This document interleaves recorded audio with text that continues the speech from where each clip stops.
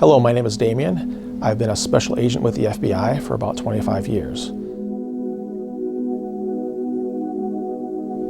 So in September of 2001, I had about 4 or 5 years in the Bureau.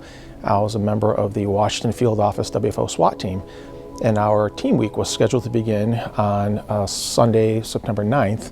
We had a bunch of guys that were former Navy SEALs, and they arranged us to train. After we ran for an hour or so, we went to be critiqued, and they had this big control room. The control room had a huge bay of TVs, the old big TVs. There was 6 on top and 6 on the bottom. When all of a sudden the special news reports flashed, indicating that a plane had hit the World Trade Center in New York City. And at the time, the news reported that it was a small plane that had hit. Then the video started rolling, and we saw this, what appeared to be a big airplane, commercial airliner hit, but still it was being reported as a small plane, so there was some confusion there initially. And next thing you know, the second plane hit.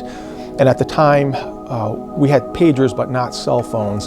And pagers started going off, and I remember getting a text that said 2 space 601 space 4 space 911.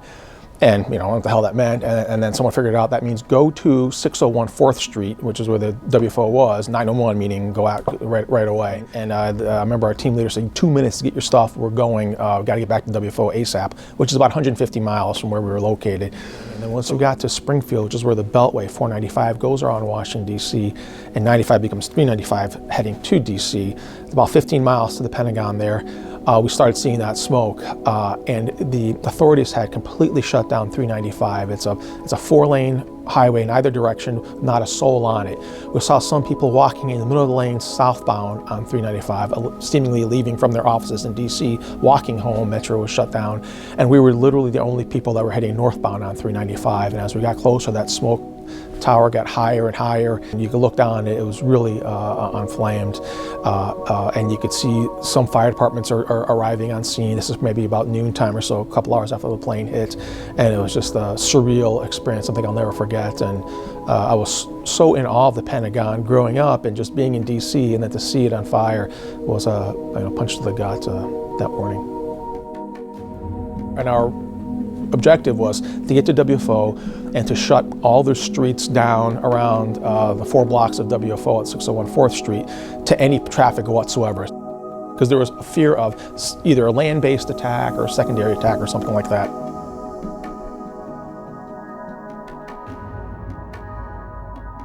So it became our mission to essentially, as WFO SWAT, to secure that crime scene so we can initially do rescue and then later recovery of evidence recovery.